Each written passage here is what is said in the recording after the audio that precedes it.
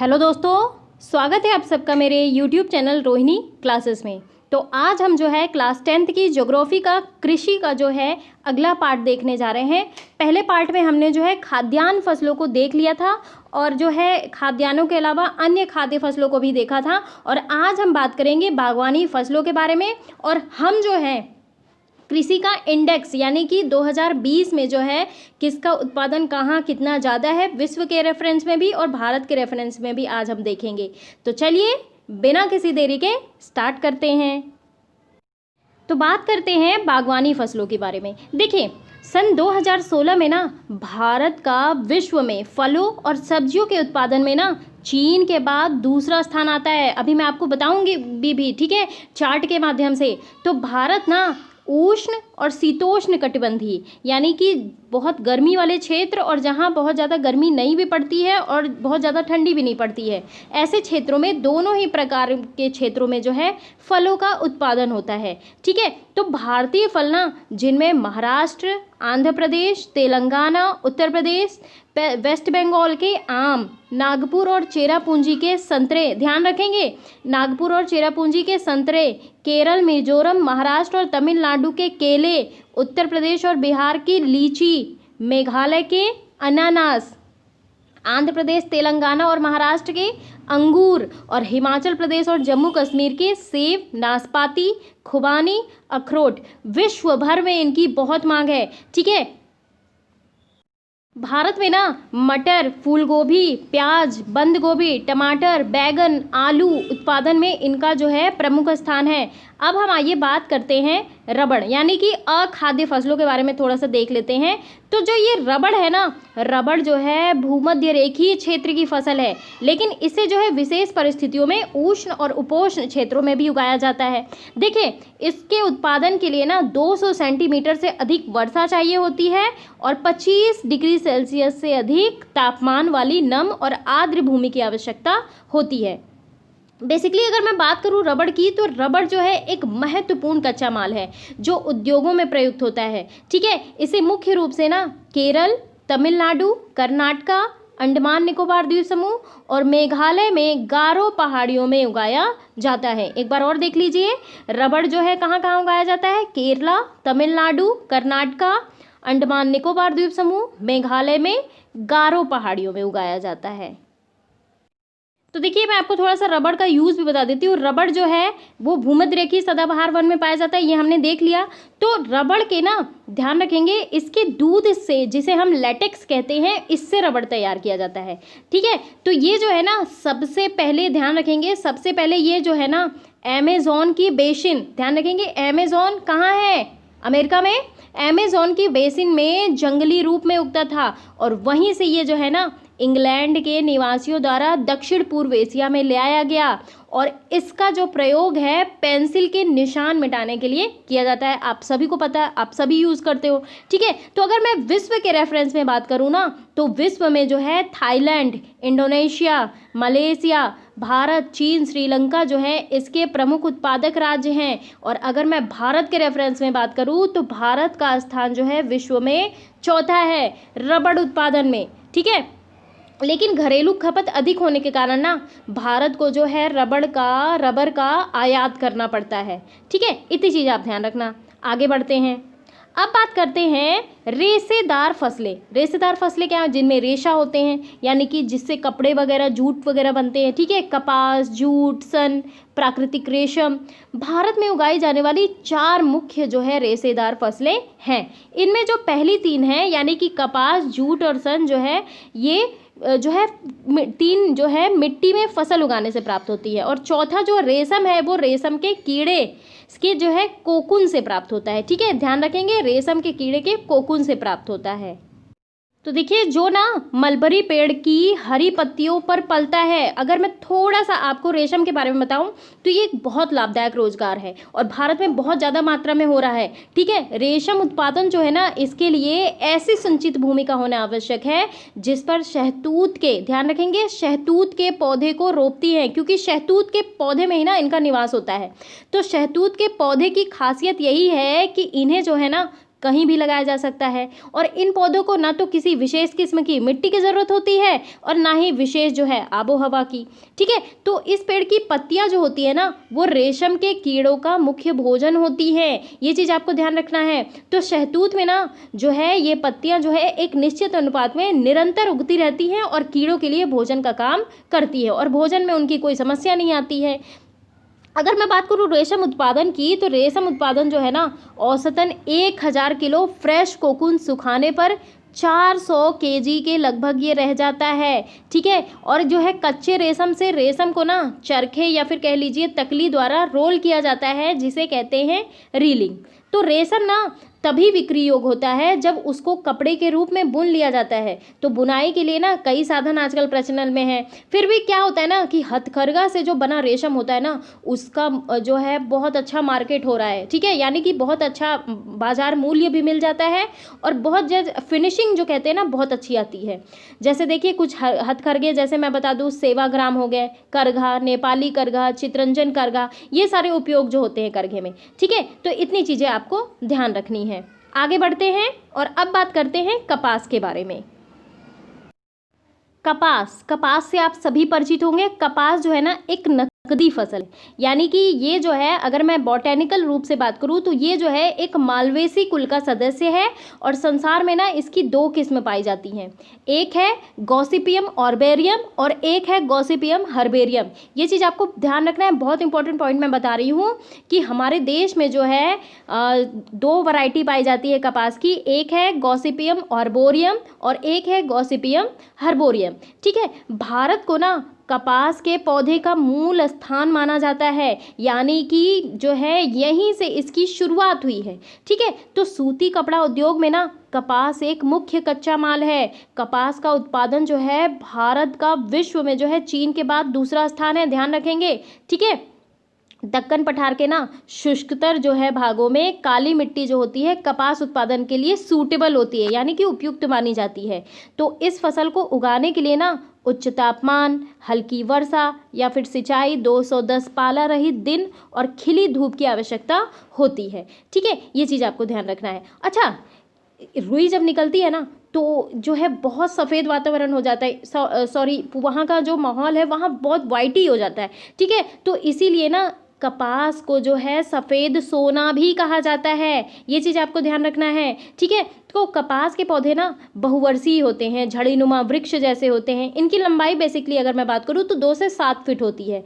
ठीक है, पुष्प सफ़ेद और हल्के पीले रंग के होते हैं और कपास के फल जो है ना बॉल्स कहलाते हैं। क्या कहलाते हैं? बॉल्स कहलाते हैं, जो चिकने और हरे पीले रंग के होते हैं और इनके ऊपर ना ब्रैक्टियोल्स कांटों जैसी जो है रचना होती है और फल के अंदर बीज और कपास होते हैं। ठीक है, का से कपास, का से काली मिट्टी और काली मिट्टी में जो है इसकी उपज होती है। तो भारत में सबसे ज़्यादा अगर मैं बात करूँ कपास के उपजापन की तो ये होती है गुजरात में। कहाँ होती है?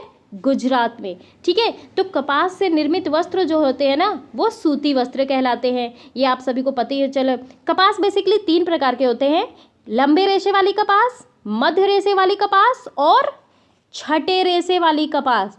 ठीक है, और देखिए तापमान वगैरह मैंने बता ही दिया, कौन सी मिट्टी में उत्पादन होता है ये भी आपको बता ही दिया। ठीक है, और आखिरी में जो है हम जब चार्ट देखेंगे तो हम ये विश्व के रेफरेंस में उत्पादन सबसे ज़्यादा कहाँ होता है और भारत के रेफरेंस में मैंने बता ही दिया आपको गुजरात में होता है। ठीक है, तो ये चीज़ ध्यान रखनी है। देखिए कपास जो है ना ये एक खरीफ की फसल है और इसे जो है पककर तैयार होने में जो है 6 से 8 महीने लगते हैं। महाराष्ट्र, गुजरात, मध्य प्रदेश, कर्नाटका, आंध्र प्रदेश, तेलंगाना, तमिलनाडु, पंजाब, हरियाणा, उत्तर प्रदेश जो है ना कपास के मुख्य उत्पादक राज्य हैं।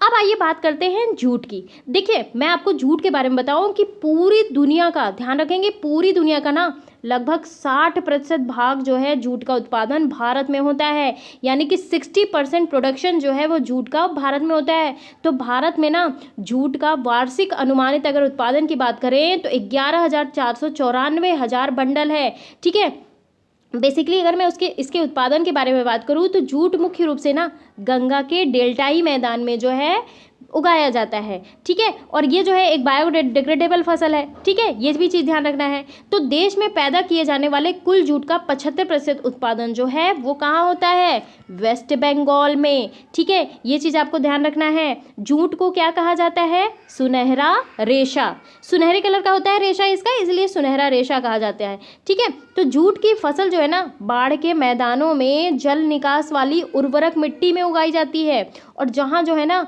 हर वर्ष बाढ़ आई नई मिट्टी जमा होती रहती है, और इसके बढ़ने के समय ना उच्च तापमान की आवश्यकता होती है। वेस्ट बंगाल, बिहार, असम, ओडिशा, मेघालय जूट के मुख्य उत्पादक राज्य हैं। इसका जो है ना बोरिया, चटाई, रस्सी, तंतु व धागे, गलीचे, दूसरी दस्तकारी वस्तुएं बनाने में प्रयोग किया जाता है, और इसकी उच्च लागत के कारण ना और जो है कृत्रिम रेशों और पैकिंग सामग्री विशेषकर नायलॉन की कीमत कम होने के कारण बाजार में इसकी मांग कम हो रही है, क्योंकि जो है ना आर्टिफिशियल नायलॉन आ गया है, नायलॉन आ गया है, तो इसकी जो है कीमत जो है घटती जा रही है, यानी कि इसकी मांग घटती जा रही है, ठीक है। अब आइए हम चार्ट की बात करते हैं। अब आइए देख लेते हैं एग्रीकल्चर प्रोडक्शन 2020। देखिए यहाँ पे अगर मैं बात करूँ, भारत में सर्वाधिक उर्वरक यानी कि नाइट्रोजन, फास्फोरस और जो है पोटेशियम का उपभोग करने वाले राज्य जो हैं वो हैं उत्तर प्रदेश, महाराष्ट्र, मध्य प्रदेश, गुजरात, पंजाब, ठीक है। ये सीक्वेंशियल है, यानी कि सबसे ज़्यादा उत्तर प्रदेश, फिर महाराष्ट्र, फिर मध्य प्रदेश, फिर गुजरात, फिर पंजाब।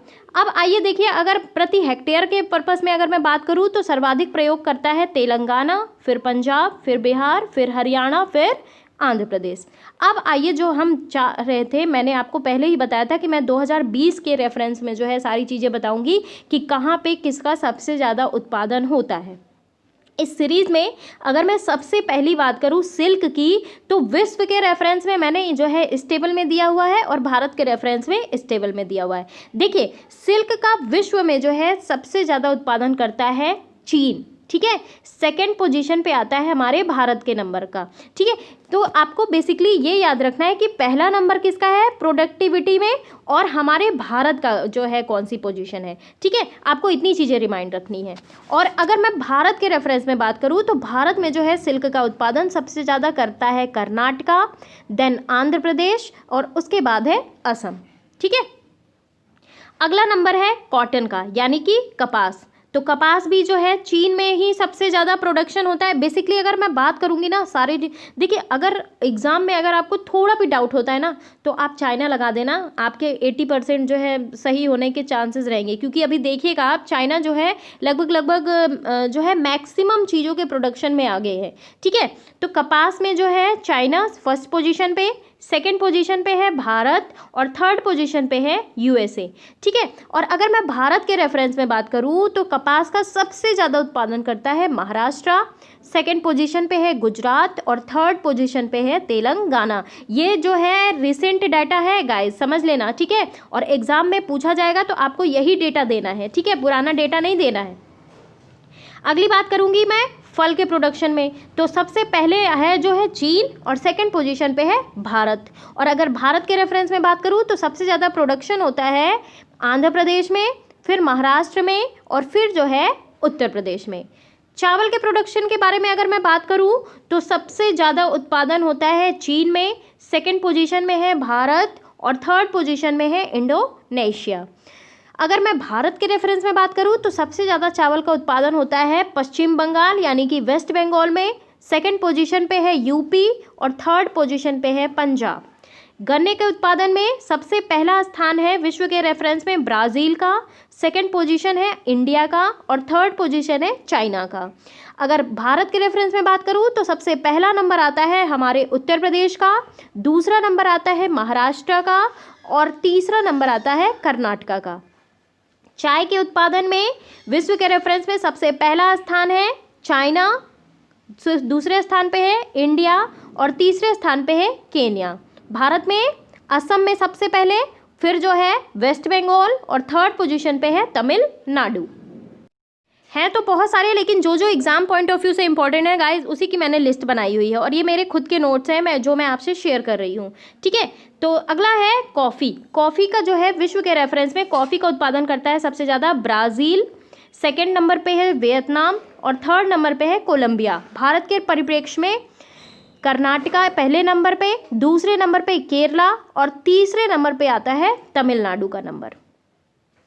फूल के बारे में अगर मैं बात करूं तो मुझे विश्व के रेफरेंस में डेटा नहीं मिला है, मुझे मिल जाएगा तो मैं कमेंट बॉक्स में मेंशन कर दूंगी। भारत के रेफरेंस में आप देख लो, पहला नंबर आता है तमिलनाडु का, दूसरा नंबर आता है मध्य प्रदेश का और तीसरा नंबर आता है आंध्र प्रदेश का। मक्का की बात करूं तो सबसे ज़्यादा उत्पादन करता है यूएसए और दूसरे नंबर पे आता है चाइना। भारत के रेफरेंस में अगर मैं बात करूं तो सबसे पहली पोजीशन है कर्नाटका की, सेकंड पोजीशन पे आता है मध्य प्रदेश और थर्ड पोजीशन पे आता है बिहार। चावल मैं एक बार बता चुकी हूँ, इसलिए मैं आगे बढ़ती हूँ। मोटे अनाज को अगर हम देखें तो मोटे अनाज का उत्पादन जो है भारत के रेफरेंस में सबसे पहले होता है राजस्थान में, सेकंड पोजीशन है कर्नाटक की और थर्ड पोजीशन है मध्य प्रदेश की। ठीक है। जूट उत्पादन में अगर मैं बात करूं तो सबसे पहला स्थान है इंडिया का, सेकंड पोजीशन है बांग्लादेश की और थर्ड पोजीशन है चाइना की। भारत के रेफरेंस में अगर मैं बात करूं तो सबसे पहले आता है वेस्ट बंगाल, सेकंड पोजीशन पे है असम। ठीक है, आप यहाँ पे लिख लेना। चने की अगर मैं बात करूं तो चने का उत्पादन जो है सबसे ज़्यादा होता है मध्य प्रदेश में, दूसरा स्थान है राजस्थान और तीसरा स्थान है महाराष्ट्र।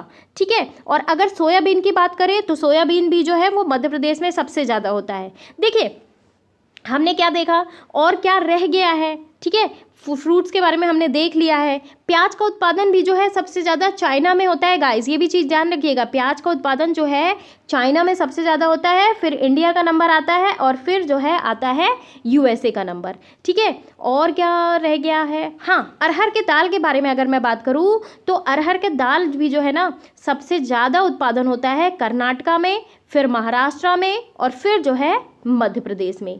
ठीक है, इतनी चीज़ें आपको ध्यान रखनी है। आई होप आपको अब अच्छी तरीके से समझ में आ गया होगा। जो जो एग्ज़ाम पॉइंट ऑफ व्यू से इंपॉर्टेंट ही मैंने आपको बता दिया है। ठीक है, अगर फिर भी अगर कुछ रह जाता है तो आप लोग जो है मुझे कमेंट बॉक्स में मेंशन करना, मैं ज़रूर क्वेश्चन का आंसर देने का प्रयास करूँगी। ठीक है, तो चलिए यही समाप्त होता है ये वीडियो। और कैसा लगा ये वीडियो ज़रूर आप मुझे कमेंट बॉक्स में बताएं। चैनल को सब्सक्राइब ना किया हो तो ज़रूर कर लें और गाइस वीडियो को शेयर कर दिया करिए। Thank you very much.